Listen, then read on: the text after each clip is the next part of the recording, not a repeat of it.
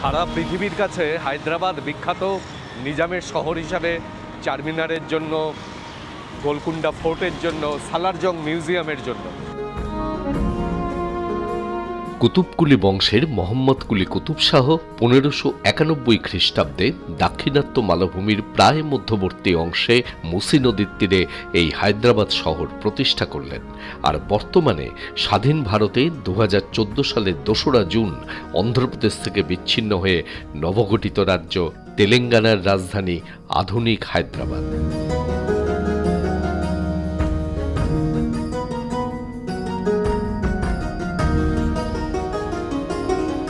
এখানকার IT park, এখানকার যে মেডিকেল ফেসিলিটিস, এখানকার যে হাইটেক সিটি, এই সকল বিষয়গুলি তৈরি করেছে আধুনিক হায়দ্রাবাদকে।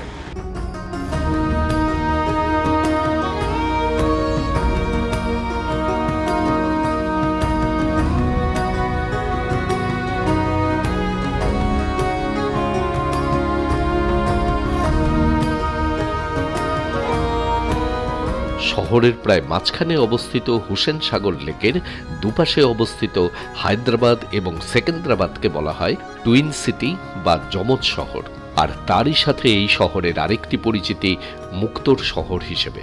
এছাড়াও হায়দ্রাবাদি বিরিয়ানি, বিভিন্ন ধরনের দক্ষিণ ভারতীয় খাবার এবং বিভিন্ন বেকারিজ আইটেম হায়দ্রাবাদের অন্যতম আকর্ষণীয় বিষয়। এই হচ্ছে 70 mm ধোসা। এবারে আমাদের হায়দ্রাবাদে আসার মূল উদ্দেশ্য মল্লিকার্জুন জ্যোতির্লিঙ্গ দর্শন হলেও খুব অল্প সময়ের মধ্যে হায়দ্রাবাদের বিভিন্ন উল্লেখযোগ্য বিষয়গুলি এবং এখানকার খাওয়া দাওয়ার টুকরো কিছু নিদর্শন সম্পূর্ণ সিরিজটির মাধ্যমে আপনাদের কাছে তুলে ধরার চেষ্টা করব। তাহলে চলুন ঘুরে দেখি একাধারে নিজামের শহর ও অন্যদিকে হাইটেক সিটি হায়দ্রাবাদ।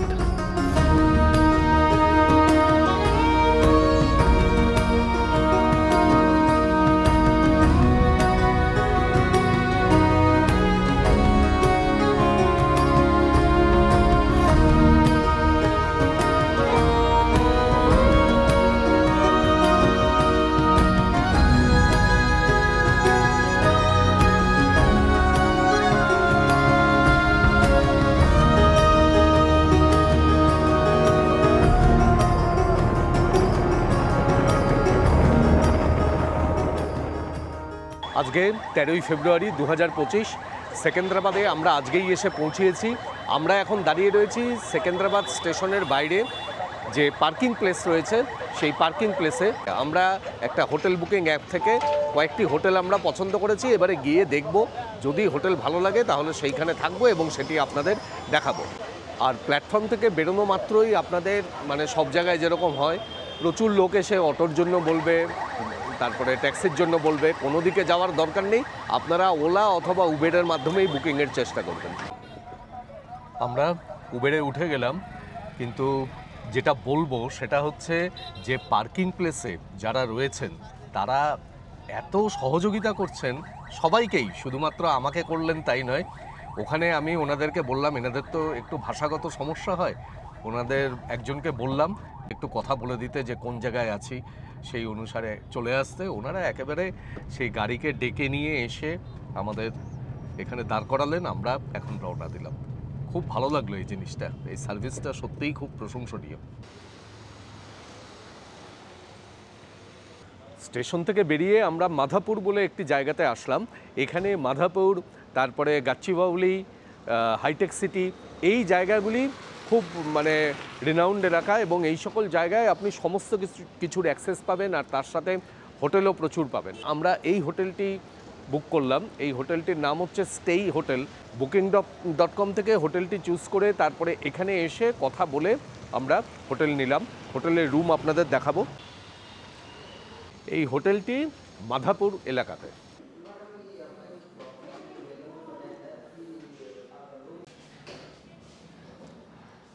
এই হলো রুম, দেখুন ভালো করে। এইদিকে ডাবল বেড, তার সাথে বালিশ, ব্ল্যাঙ্কেট, বেড সাইড টেবিলে এখানে ইন্টারকম রয়েছে, এগুলি সব রিমোট। এই যে এইদিকে ওয়ার্ড্রব, এখানে সেফ ডিপোজিট লকার, এইখানে একটি র্যাক রয়েছে, এখানে হ্যাঙ্গার,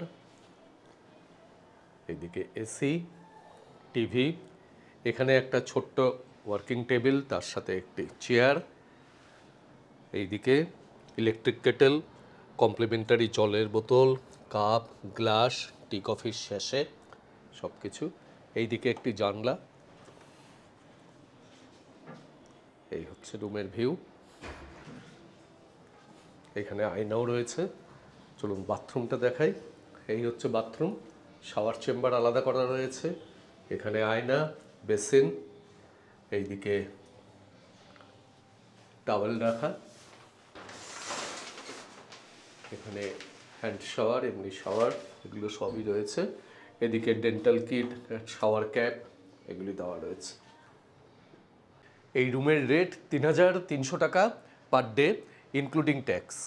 এখন ঘড়িতে সময় 5:16।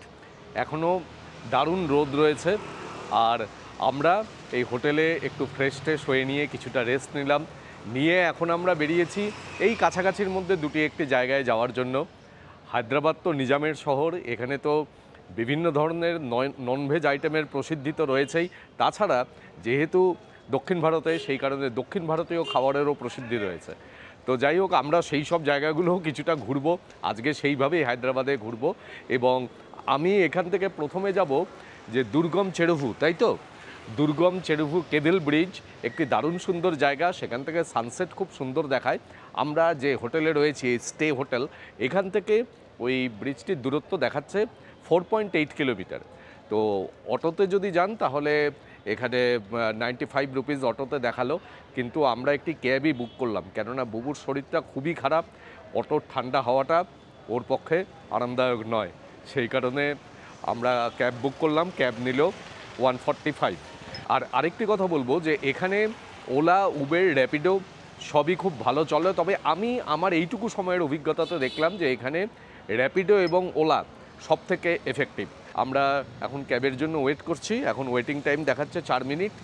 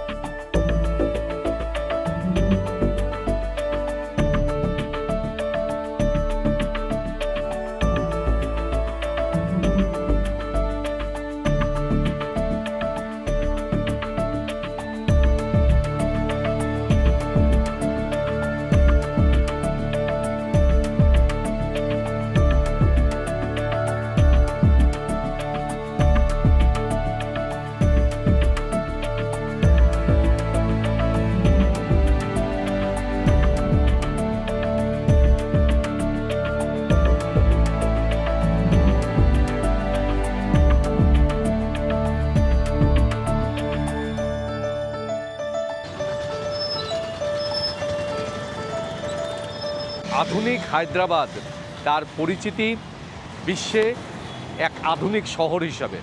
এখানকার আইটি পার্ক, এখানকার যে মেডিকেল ফেসিলিটিস, এখানকার যে হাইটেক সিটি, এই সকল বিষয়গুলি তৈরি করেছে আধুনিক হায়দ্রাবাদকে। এবং পুরনো হায়দ্রাবাদ দেখার পাশাপাশি আমরা সেই নতুন হায়দ্রাবাদকেও খুঁজে বের করব। সেই জন্যেই আমরা এখানে এই ব্রিজটির সামনে এসেছি। এই যে দুর্গম চেরুভু ব্রিজ, এটি আধুনিক হায়দ্রাবাদের স্থাপত্যের অন্যতম উল্লেখযোগ্য উদাহরণ। 2020 সালের সেপ্টেম্বর মাসে এই ব্রিজটির উদ্বোধন হয়েছে।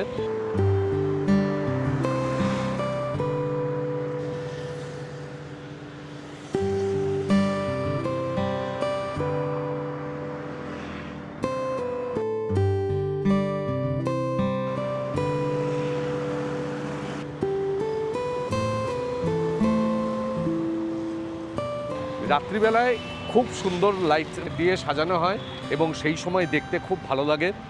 আর এখানে বহু তেলেগু সিনেমার শুটিংও হয়। এই ব্রিজটির একদিকে হলো হায়দ্রাবাদের ফাইন্যান্সিয়াল ডিস্ট্রিক্ট, আর একদিকে হলো জুবিলি হিল। এই দুটি জায়গার মধ্যে যেতে আগে প্রচুর সময় লাগতো, ট্রাফিকের প্রচণ্ড চাপ ছিল। এই ব্রিজটি এই দুর্গম চেরুভু লেকের উপর দিয়ে তৈরি হওয়ার পরে এই দুটি জায়গার মধ্যে ট্রাফিকের অনেক সমস্যার সমাধান হয়েছে, সময়ও খুব কম লাগে। আর এখানে এই লেকের জলে বোটিংও করতে পারেন। লেকের থেকে ব্রিজটি খুব সুন্দর দেখায়, ওই যে দূরে সবাই বোটিং করছে। চলো বোটিং করবে?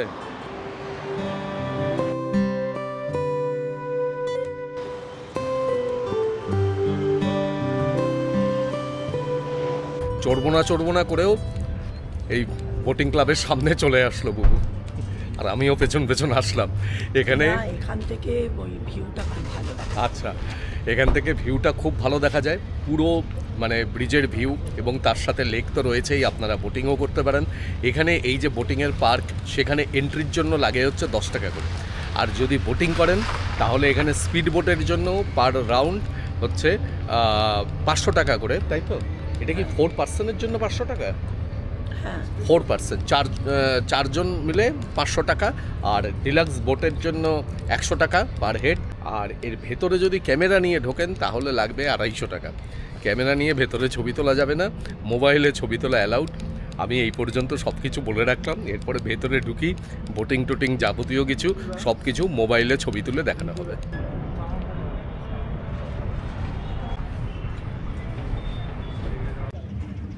আমরা স্পিড বোটের টিকিট কাটছি, 2 জন যান 4 জন যান 500 টাকাই লাগবে।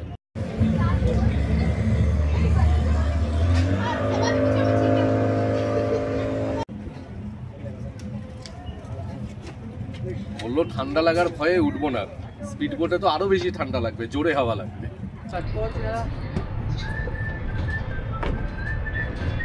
এখানে লাইফ জ্যাকেট পরে নিতে হবে।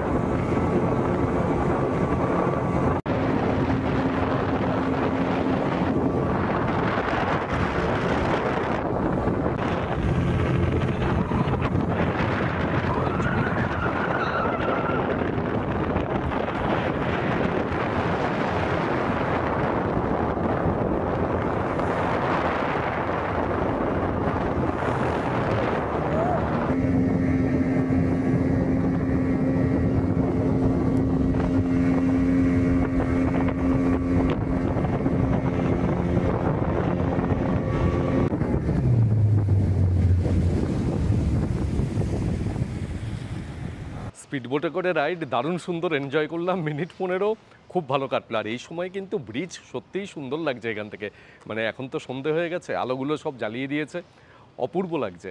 আর এখন আমরা এখান থেকে বেরিয়ে যাব একটি খাওয়ার জায়গায়, চলুন দেখাচ্ছি।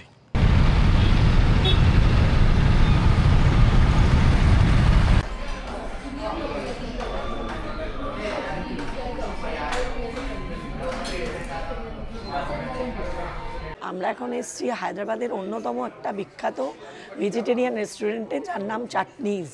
এই চাটনিজের কিন্তু অনেকগুলো শাখা আছে হায়দ্রাবাদে।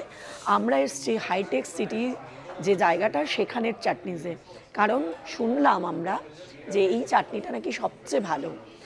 আর এখানে সব রকমের খাবার পাওয়া যায়, লাঞ্চ ডিনার আপনি সব কিছুই করতে পারেন। কিন্তু এখানকার ধোসা ইডলি নাকি ভীষণ নামকরা, আর এখানে বিভিন্ন ধরনের ধোসা পাওয়া যায়। কিন্তু আমরা আজকে যে ধোসাটা নিয়েছি সেটা হচ্ছে এখানকার সিগনেচার ডিশ, মানে ধোসা 70 mm এর নাম। ভিডিওতে দেখে আমার ভয় লেগে গেছে ধোসার সাইজটা।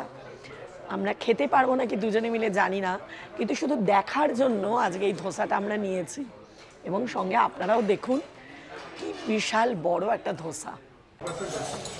ও মাই গড,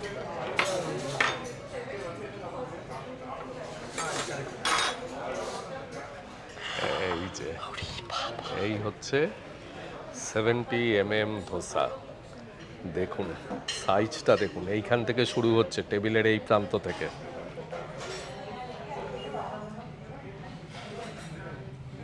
এই যে আরেক প্রান্ত বুবু হাত দিয়ে ঠেকিয়ে রেখেছে। কি বুবুর মুখটা অবাক হয়ে যাওয়ার মতো, ওরে বাপ রে বাপ, বাপ রে বাপ, এটা বানায় কিভাবে এটাই দেখবার। दो आदमी आराम से खा सकते हैं। सिंपल रहता है ना सर, पतला रहता है। दो आदमी खा सकते हैं ना? खा सकते हैं, एक जो अकेला खा जाए। अच्छा, खा सकते हैं, हैवी खाने वाला खा सकते हैं। ठीक है। और साथ में ये क्या क्या दिया है? सर 6 टाइप का चटनी है आपको। अच्छा, बताइए ना कौन सा। ये सब कोकोनट, रॉ प्योर कोकोनट। अच्छा, ये आप चना दाल का, चना दाल। चना दाल का चटनी, अच्छा, पीनट्स का चटनी, टमाटो चटनी। ये 2 टाइप का जिंजर है, एक रेड चिल्ली, एक ग्रीन चिल्ली। এখানকার এই চাটনিগুলো কিন্তু ভীষণ বিখ্যাত।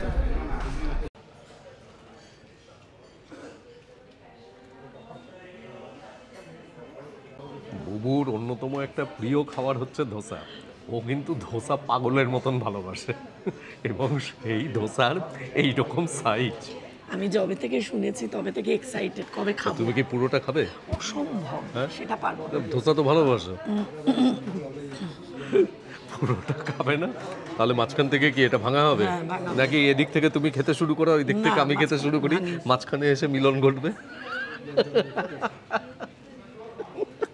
শুরু করো, ভাঙো।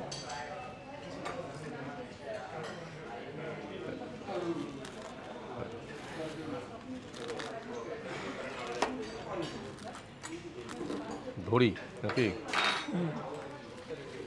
দড়ি ধরে মারো টান, এবার রাজা হবে খান এবার খান। ধরে টানো, এই বাহ। দড়ি ধরে মারো টান, ধোসা হবে খান খান। এইবার খাই। ধোসা নিয়ে আর কিছু বলার নেই, ধোসা ধোসার মতোই হবে, তবে চাটনিগুলো বলার হ্যাঁ, মতো। বলবো যেটা সেটা চাটনি নিয়ে। তুমিই বলো, তুমি তো ধোসা স্পেশালিস্ট। বেচারার গলাটা বরবাদ হয়ে কি হয়েছে, গন্ডগোল। অনেক কিছু বলতে চাইছে কিন্তু বলতে পারছে না। সত্যি খুব কষ্ট হচ্ছে কথা বলতে আমার।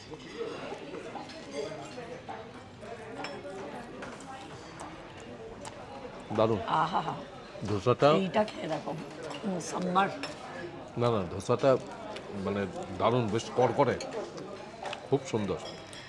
এখানে ধোসার থেকেও এইগুলো খেয়ে বলো কিরকম, এই স্বাদ তুমি অন্য কোথাও পাবে না। বেশ, তাহলে খেয়ে বলি। সাম্বার মানে অসম অসম খেতে।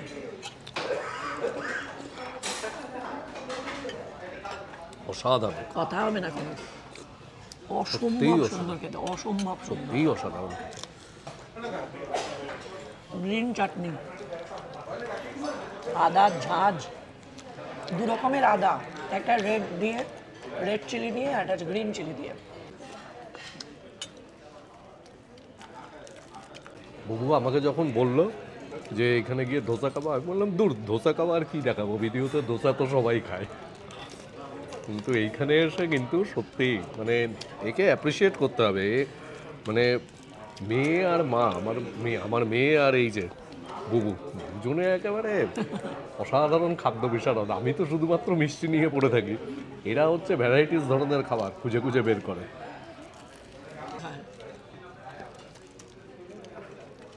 আচ্ছা তুমি বলো, এই যে ধোসাটা তৈরি করে তার তাওয়াটা কত বড় হতে পারে? এটাই আমার দেখার খুব ইচ্ছা ছিল, কিন্তু অসাধারণ বানিয়েছে।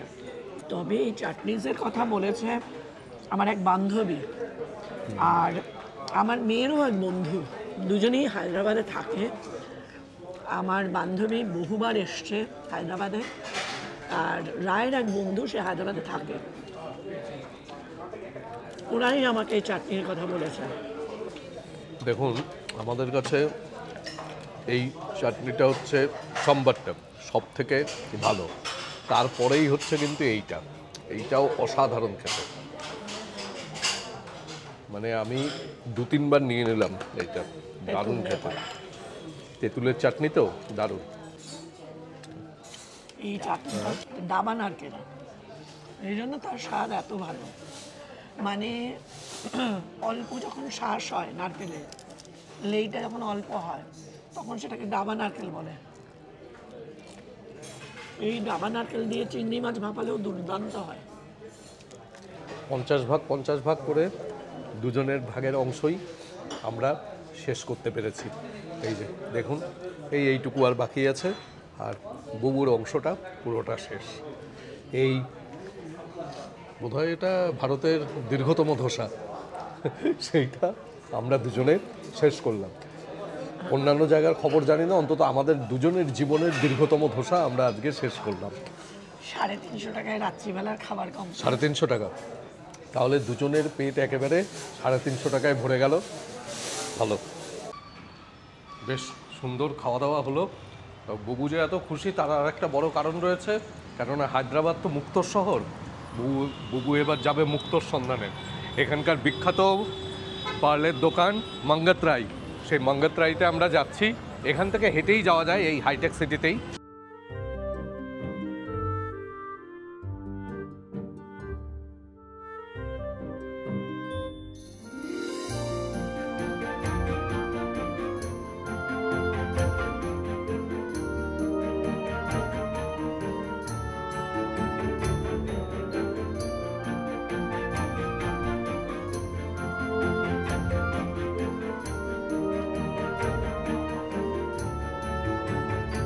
গলা দিয়ে আওয়াজ বেরোচ্ছে না, কিন্তু গয়না কেনার শেষ নেই।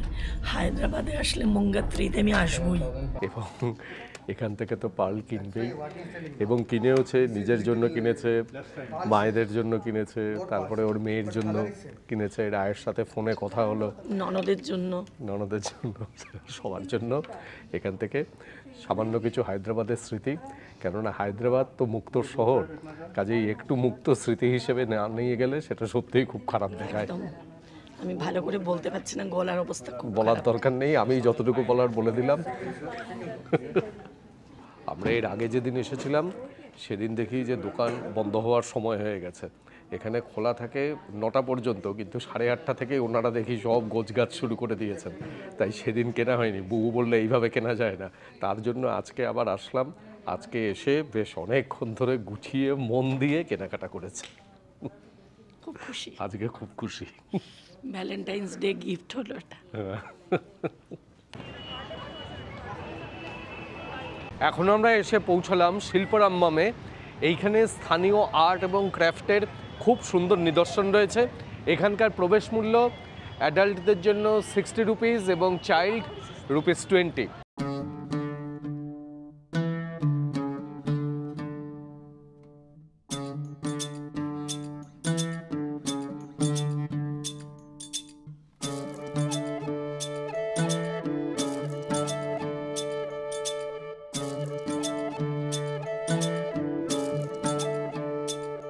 এই শিল্পরম্মম জায়গাটিতে ভারতের বিভিন্ন জায়গার আর্ট এবং কালচারের বিভিন্ন নিদর্শন তুলে ধরা হয়েছে।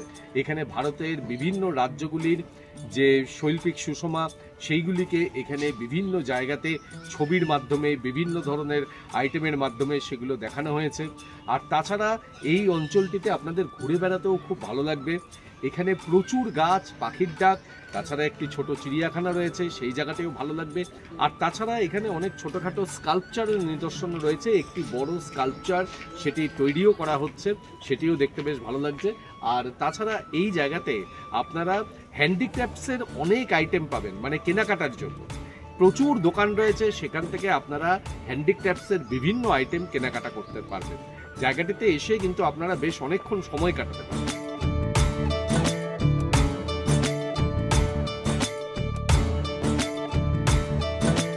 আজকের ভিডিও এখানেই শেষ করছি। আপনাদের এই হায়দ্রাবাদ শহরের ছোট্ট ভিডিওটি কীরকম লাগলো সেটা অবশ্যই কমেন্ট বক্সে কমেন্ট করে জানাবেন। ভালো লাগলে চ্যানেলটিকে সাবস্ক্রাইব করবেন এবং অবশ্যই আমাদের সঙ্গে থাকবেন। কিন্তু আগামীকাল আমরা রওনা দেব শ্রীশৈলমের উদ্দেশ্যে, মল্লিকার্জুন জ্যোতির্লিঙ্গ দর্শনে, যে উদ্দেশ্য প্রধানত এবারে আমাদের হায়দ্রাবাদে আসা। কাজেই অবশ্যই সঙ্গে থাকবেন। অনেক ধন্যবাদ।